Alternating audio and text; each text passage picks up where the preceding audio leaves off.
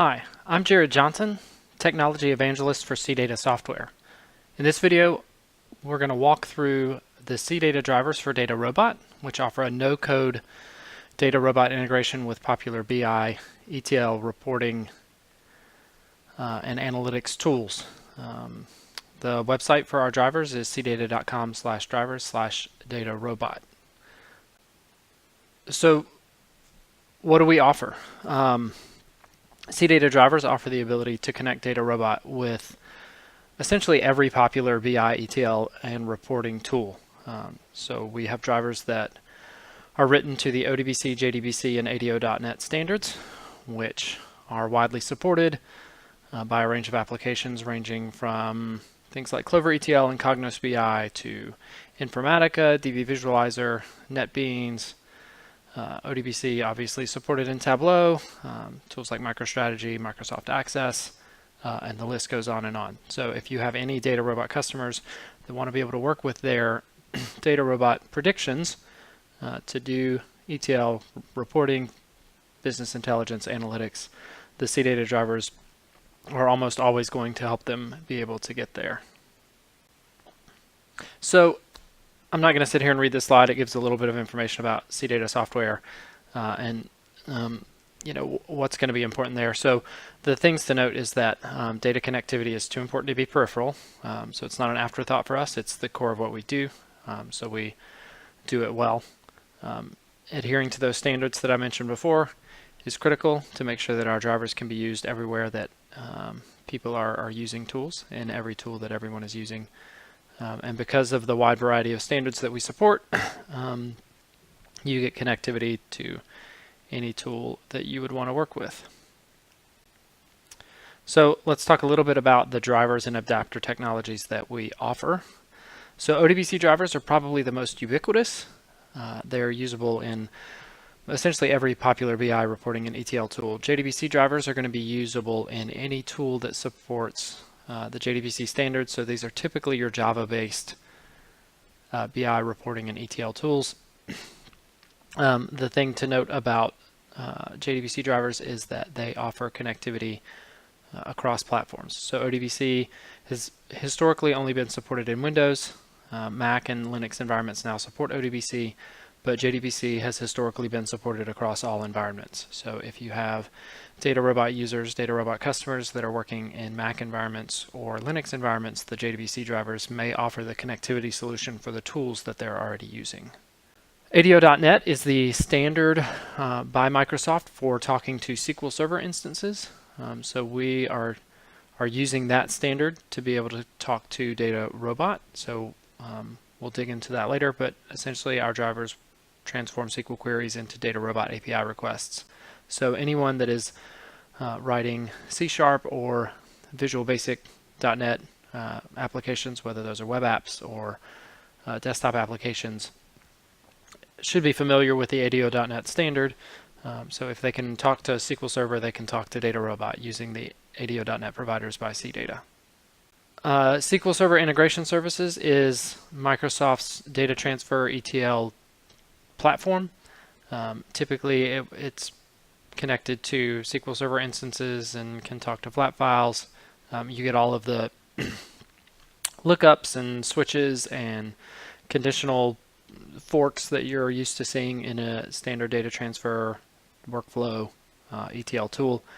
And like with the ADO.NET providers, our SSIS tasks are native to the environment, so they work flawlessly, seamlessly, and they make DataRobot look like SQL Server to the SSIS workflows. So Excel is ubiquitous. Everyone's heard of it, if not used it, and it is often the go-to tool for businesses to do charting and reporting anytime they want to collate data or collect it, aggregate it in some way. They're often working in Excel, and our Excel add-in is a native plugin to Excel, which I'll demonstrate later.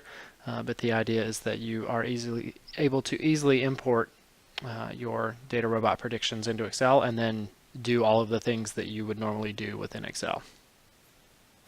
We also have Power BI components, Power BI connectors. So these are native connectors, custom built for Power BI, that offer you the ability to import your DataRobot predictions into Power BI, and then leverage all of the filtering and aggregating and reporting features that are found in Power BI on top of your DataRobot predictions.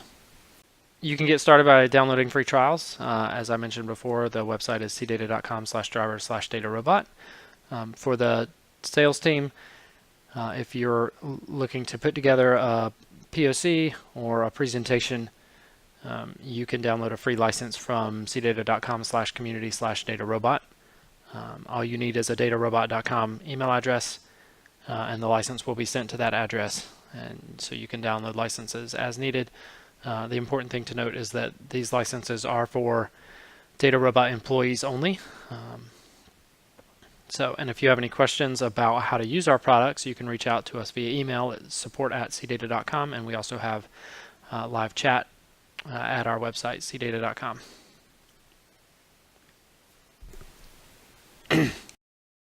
So how do the CData drivers work? So they connect to the DataRobot API to retrieve the projects and models for a DataRobot prediction instance, and then we use the prediction server API to actually retrieve those predictions. And the way that we do that is by uploading a designated CSV file using the prediction server API, and then requesting predictions based on a model for that input data, and returning that data as a table. And when I say that data, I mean the original CSV data with the prediction data appended to the end of the table. So you can see all of the different fields and values that are possibly causing or at least correlating with various prediction predictions. So the way that this works is we will expose all deployed models as tables. So when users log into their DataRobot instance, which I'm going to do now, so just logging into my little sample instance here, so we can see there's my data. So these are my models, and we'll see these exposed later. But if I go in, I only have one actively deployed model. So what I'm going to do now is go into Visual Studio, which has a Server Explorer window, which basically lets me look at DataRobot using the ADO.NET provider as if it were a SQL Server database. So, collecting, putting in the required connection properties in order to connect. So my DataRobot username, my password, will also need the DataRobot key and the prediction instance and the file to be uploaded. So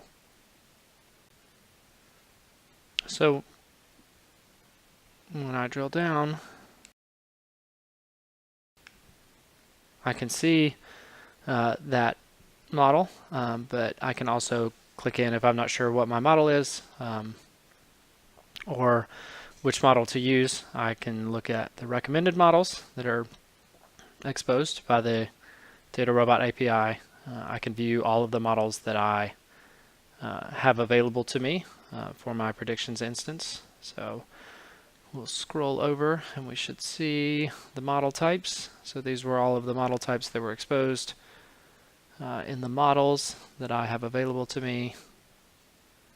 So we can see those, access those, find the ID if we want.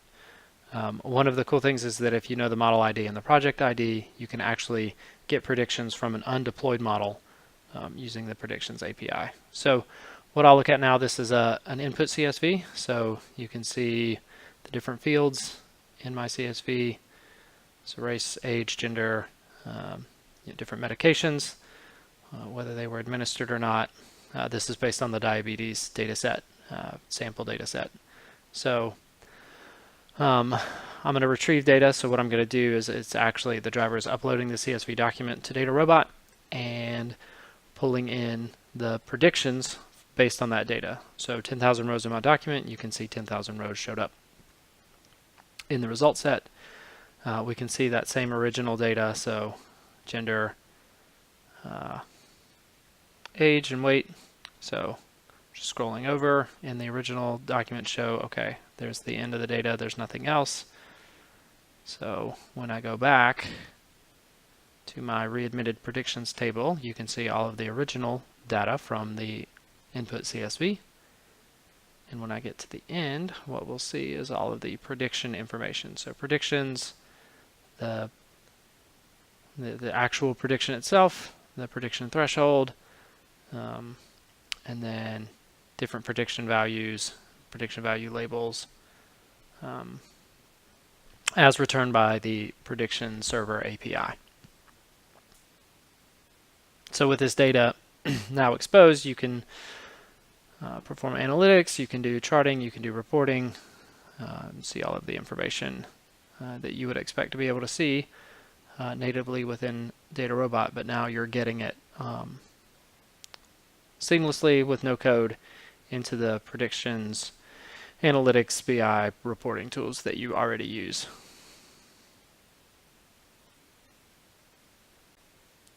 So just again, another example of the input CSV. So what information, what do we need? So you need to, your customers are going to need to know their DataRobot username and password. They need to know the location of the data file and the DataRobot key and their prediction instance. The DataRobot key obviously is only needed if the instance type requires it. So current limitations of the driver, since we're using the predictions server API, maximum upload size of 50 megabytes. And then currently the driver only supports getting predictions on CSV data. We're going to look into expanding that functionality in the next version of the drivers, so you could possibly upload data from a database or other data formats. So what are some popular use cases? So things that people might want to do with DataRobot predictions, specific tools that they might be interested in. So the ODBC or ADO.NET providers offer connectivity within TIBCO Spotfire, which is a BI reporting and analytics tool by TIBCO. The JDBC driver, as I mentioned before, is cross-platform. So if you just want to visualize or see the data, you could do that in the different database tools available in Java IDEs like NetBeans or Eclipse. If you want to do BI or reporting or analytics, then Pentaho BI, Jasper Reports, and BERT are good options. I mentioned the SSIS components before. Azure Data Factory is a cloud-hosted version of SSIS workflows, and our SSIS components are compatible with the Azure Data Factory. So you can author the workflow on a desktop machine and then push it to the server to be hosted in the cloud, so you get all of the scalability and all of the things that you would expect from cloud instances. And then you can include DataRobot predictions in your ETL workflows in Alteryx and Informatica Power Center using the ODBC drivers. So, and then what I'll show next is just a couple of instances of actually working with the DataRobot predictions data in different tools. So first we'll start with Excel. So I'll click the CData ribbon and then click from DataRobot. And then I can edit my connection. So as you can see, the required properties, they're all there. Test the connection. So this is just confirming authentication. There's the models view, but I want my readmitted predictions. And so again, no code. So I'm here just clicking on the different fields that I want to be able to see. So gender, and let's look at the insulin administration. And then I actually want to filter by those that were administered insulin, and it was flagged as steady. And I want the first 2,000 instances where a patient was given steady insulin and get the predictions for that. So as you can see, we're importing data, grabbing data as it comes in. So now we have the gender of every patient that was given steady insulin and the prediction based on that. So what I'm going to do now is just insert a chart based on that. So this is actually going to end up being a pivot chart, so we're pivoting the gender and the predictions into the columns, and instead of the sum, which doesn't seem to make as much sense, we're going to hit an average. I'm not a AI predictions expert, but this seems to be the thing that makes the most sense. So for those patients that were given steady insulin, 25% of them are predicted to be readmitted. So the next thing we'll do is we'll look at building charts in TIBCO Spotfire. So again, we're looking at the same, building the connectivity. Again, I'm not writing any code to connect. So just putting in my credentials to be able to connect. And then once we connect, one of the cool things about TIBCO Spotfire is that it will look at the schema of the data that is presented and offer some recommended charts based on that information. So we'll select the data that we want to look at. Again, point and click interface. Simply select the data that you want. In this case, I want some flexibility, so I'm actually going to try to work with everything that's available, and then we'll go from there to drill down and figure out what the best options for charting my predictions is. So, yep, DataRobot readmitted predictions. Let's import that. So it's pulling the data in, 10,000 rows, looking at the types of each column that's returned. So we're going to start from data, and then I want the prediction for sure, and then we'll look at the gender again, and then this time, instead of anything else, let's look at the discharge disposition ID. So we're going to look at what is DataRobot predicting as far as somebody being readmitted based on gender and how they were discharged. So I don't really see anything that I really want to use, so what we'll look at is we'll just look at this tree map, and then I'll need to go in and modify the aggregation so that we're looking at the average. So this is, so the prediction is a 1 or a 0, so we're looking at the average, basically what percentage of entries were predicted to be readmitted based on gender and discharge disposition.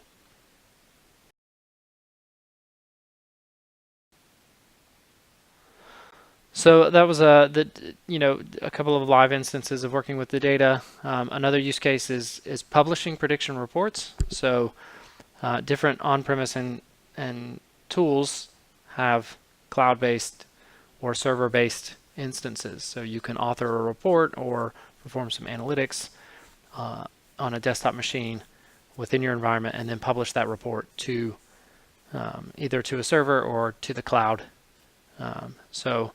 And our drivers are fully compatible with those features. So if you're publishing, to a server, that's typically a little easier. If you want to publish to the web, typically the connection is hosted on a local machine, and tools will have proprietary data gateways that allow them to communicate with on-premise connectors from their online tools. And our connectors are supported across the wide variety of those data gateways that allow you to publish to things like PowerBI.com or Tableau Online.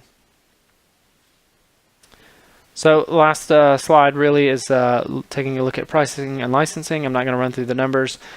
Things of note is that for the desktop subscriptions, there are 2 levels. So Professional allows you to work with DataRobot data plus 75-ish more resources. And the Enterprise subscription allows you to work with DataRobot data plus an additional 125 data sources. And so those data sources range across the spectrum of SAS, big data, and NoSQL sources. So Salesforce, Google BigQuery, MongoDB, Marketo, SAP, Oracle Sales Cloud, the list goes on. So if you have any questions about subscriptions, cdata.com/subscriptions is the best way to go. And then you can see, the supported environments for each of our big connectors. So ODBC, JDBC, SSIS, Power BI, and Excel, the environments that those are supported in. So the ending slide is going to talk about our locations, kind of where we're globalized. So we have globalized products for Japan.